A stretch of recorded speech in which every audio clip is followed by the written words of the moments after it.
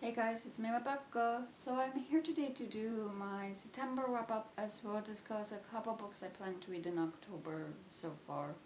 So yeah, let's get started. And like with my August wrap up, I have the books next to me. I'm hoping they're not in frame, but likely they are, as I do have my mirror, and you can probably see the back of them. So yeah, but let's just get started with the first book I was able to read in September, which was Cut the Bosses by R.F. Kwong, and this essentially is about these two PhD candidates, Alice and Peter, who travel through how to find their advisor so they can get recommendation letters from him, as he died in this freak accident, and if they don't get their letters, then they won't be able to really graduate and get the jobs they wish, which is in teaching. And we see how they face obstacles and as well learn more about each other and learn how the roles they play in their professors' demise. And really, I've seen this compared to, people say this is romantasy. I would say this is a love story between Alice and Peter and their love for academia and their love for learning. And as well, I want to mention there's a whole reading list, and you have to be so well read in order to read this book. I don't think so. So if you are intimidated because of the text people are talking about, then don't worry. I think R.F. Kuang, she does a good job at explaining the paradoxes that she uses in this book, because that's really how the magic system in this world works. It's just a bunch of paradoxes as well. I guess the stories that Alice and Peter rely on in order to get their way through hell, and we see how they have to use that literature that is contradicting to one another to get their way through hell, and how they essentially might not be friends, but not have a goal in common to try and succeed in a field that is quite demanding to find success in due to funding. And I really like seeing the relationship between Alice and Peter, how we see their history and how close they once were, and how they, I guess, drifted apart when they no longer had to work together, but also Peter hiding something about his health from really everyone, and not wanting to be seen as this burden or someone to that people take pity on. And I do like how the book shows the addiction people have to academia, how it allows them to explore ideas they wouldn't have to explore, they wouldn't have the opportunity to do. And I guess the high they get when they find the right piece of information they are looking for to prove or support their idea. As well, seeing the different reasons someone might get into academia. And I also did like the talk of different philosophies and the theory of logic mentioned, and how they were all tied into the events of the book and what the characters were doing or going through. And overall, I just really enjoyed this book, and I gave it 5 stars. Now, the next book I was able to read in September was The Island of Missing Trees by Leif Suffolk. And this is about, it is 1974 on an island of Cyprus. 2 teenagers from opposite sides of a divided land meet at a tavern in the city they both call home. The tavern is the only place that Kostas, who is Greek and Christian, and Define, who is Turkish and Muslim, can meet in secret, hidden beneath the blackened beams from which hang garlands of garlic, chili peppers, and wild herbs. This is where one can find the best food in town, the best music, the best wine. But there is something else to the place. It makes one forget, even if few hours the world outside and its immoderate sorrows. In the center of the tavern, grown through a cavity in the roof, is a fig tree. This tree will witness their hushed, happy meetings, their silent, brisk departures, and the tree will be there when a war breaks out, when the capital is reduced to rubble, when the teenagers vanish and break apart. Decades later in North London, 16-year-old Ada Casantazas has never visited the island where her parents were born. Desperate for answers, she seeks to untangle years of secret separation and silence. The only connection she has to the land of her ancestors is a vigorous corica growing in the back garden of their home. And with this, we do get the tree's perspective, which I found quite interesting, and how it feels towards Casas, like the love she has for him, and Ada, who she still loves, but not as much as Casas. How she explains the history of fig trees and how each generation is the offspring of the previous, has the memories of the previous generation. How she thinks, despite humans having so much use of her, they don't actually see her, and how they use fig trees in traditional rituals and their cultures. I also liked how the tree remembers all the conflicts that has taken place on the Cyprus. It witnesses and how it is still adapting to the foreign English land, even if it is also an island, the climate is different. As when Casas and Divine were leaving Cyprus, Casas took a branch from the dying fig tree from the tavern and really grew it in the yard, and we see the care he has for it, even when Divine, who hasn't really, she didn't have a good coping mechanism for what she experienced in Cyprus, and how it seems like eventually did take her life in the end. And we see how the death of the mother has pushed Casas and Ada apart, really, how especially in Ada's end, as when her father tries to connect with her, she pulls away, and how they both handle the grief, how the gap between this, I guess, old generation and new come together, as Ada doesn't really understand the struggle her family went through, and how she thinks they don't understand because of changes in technology, and because her not really having a relationship with her family's culture, she doesn't understand the old traditions or superstitions that people have, especially her aunt, her mom's sister, when she comes to visit. How that kind of, in a way, toward the family and her.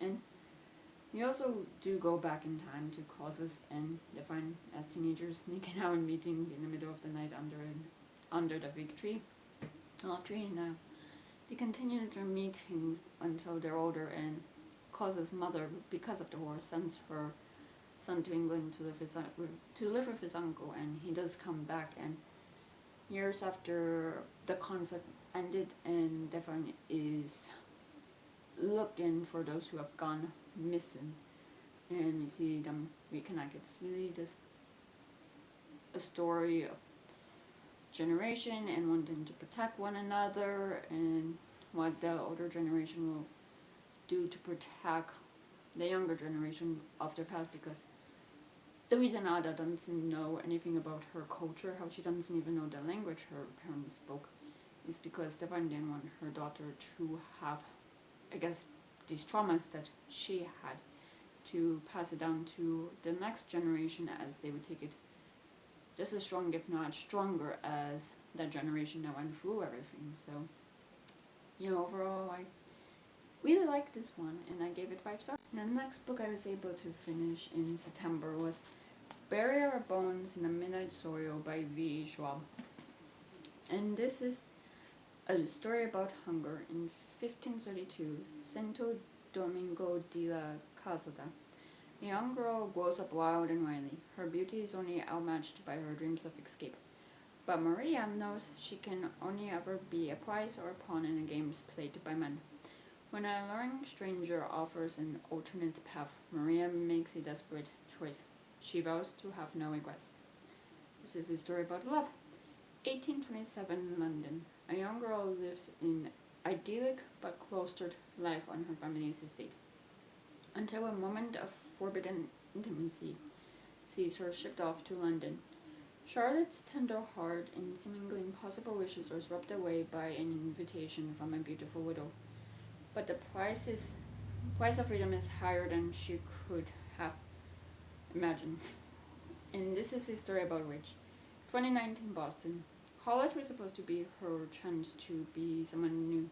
That's why Alice moved halfway across the world, leaving her old life behind. But after an out-of-character one-night stand leaves her questioning her past, her present, and her future, Alice throws herself into the hunt for answers and revenge. This is a story about life, how it ends and how it starts.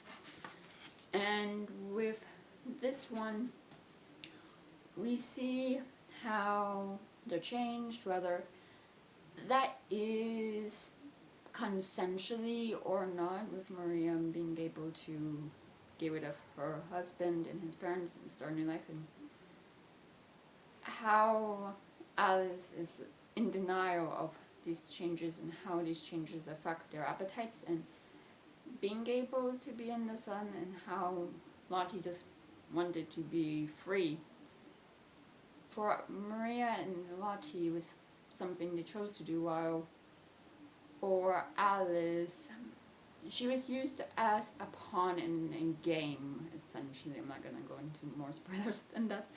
But yeah. And one thing I liked about this was they're all slowly dying, as bit by bit parts of them die until there is only the hunger and a desire to hunt, until they go too far and have to be put down. Like, that is something I liked, as it means gradually over the centuries they become less human and become something that's more animalistic. And how other vampires feel they have to be there for each other as they come from the same garden. And we see the toxic relationship between two of the characters and how there are roots there, not it becomes more, and how it becomes more and more apparent and changes over time. So yeah, overall I did like this, and I gave it 4 stars. And speaking of toxic relationships, ironically the next book I was able to finish in September is Bloom by Delilah S. Dawson. And this is about Rosemary, who meets Ash at the farmer's market. Ash, precise, pretty, and practically perfect, sells bars of soap in delicate pastel colors, sprinkles speckled cupcakes stacked on scalloped stands, beeswax, candles, jelly jars of honey, and glossy green plants. Woe has never felt this way about another woman. With Ash, she wants to be her and have her in equal measure. But as her obsession with Ash consumes her, she may find she's not the one doing the devouring. And with this one, we see the obsession Woe has for Ash, and how it changes how Ash takes over Woe's entire world, her thoughts, and how she just looks forward to seeing Ash. And with the fact Woe is obsessed with Ash, and as well, this is the first woman she's ever been attracted to. She ignores obvious red flags because she can't imagine the same red flags she has seen in men previously can also be in a woman. So yeah, there's that, and we just see like this relationship, and we do learn stuff about Ash, and yeah, I think that's all I really want to say. It is quite short, so yeah, I did enjoy it, and I gave it 4 stars. And the next book I was able to finish in September is Goblin by Josh Malerman. And this is about this town, Goblin, and it seems like any other ordinary small town. And you'll discover the secrets that hide behind its closed doors. The 6 novellas tell the story of a place where the rain is always falling, nighttime is always near, and your darkest fears and desire await. Welcome to Goblin. I'm sorry for struggling. The dust jacket will not stay on my book. A man in slices. A man proves his legendary love to his girlfriend with a sacrifice even more daring than Vincent van Gogh's, and sends her more than his heart. Camp.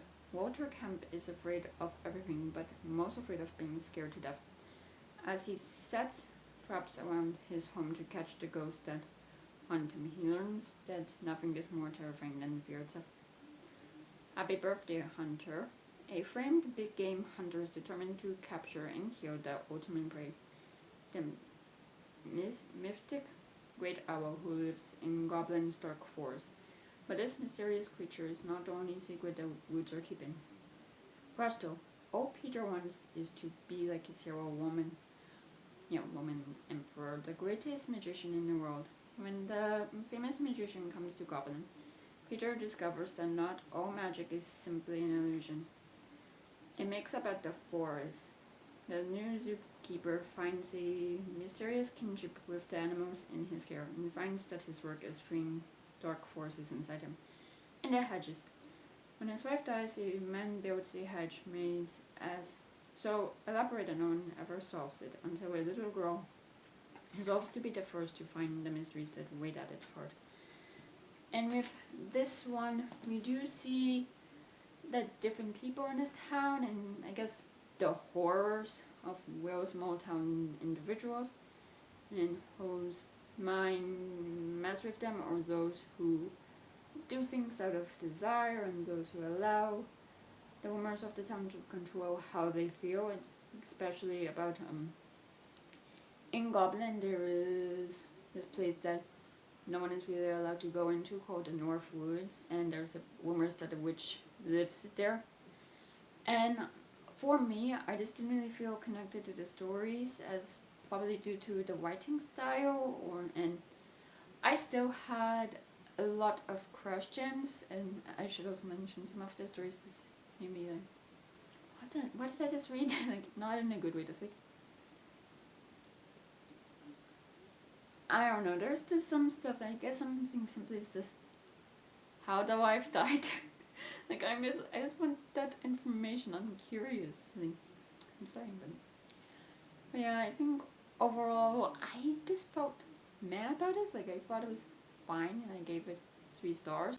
And the last book I was able to finish in September was The Bewitching by Silvia Moreno Garcia. And this is about, back then when I was a young woman, there were still witches. That was how Nana Abba always began the stories she told her great-granddaughter Minerva. Stories that have stayed with Minerva all her life. Perhaps that's why Minerva has become a graduate student focused on the history of horror literature and is researching the life of Beatrice Tremblay, an obscure author of macabre tales. In the course of assembling her thesis, Minerva uncovers information that reveals that Tremblay's most famous novel, The Vanishing, was inspired by a true story. Decades earlier, during the Great Depression, Tremblay attended the same university where Minerva is now studying, and became obsessed with her beautiful and otherworldly roommate, who then disappeared under mysterious circumstances. As Minerva descends even deeper into Tremblay's manuscript, she begins to sense that the malign force that stalked Tremblay and the missing girl might still walk the halls of the campus. Though these disturbing events also echo the stories Nana Abba told about her girlhood in 1900s Mexico where she had a terrifying encounter with a witch. Minerva suspects that the same shadow that darkened the lives of her great-grandmother and Beatrice Tremblay is now threatening her own in 1990s Massachusetts. An academic career can be punishing pursuit, but it might turn outright deadly when witchcraft is involved.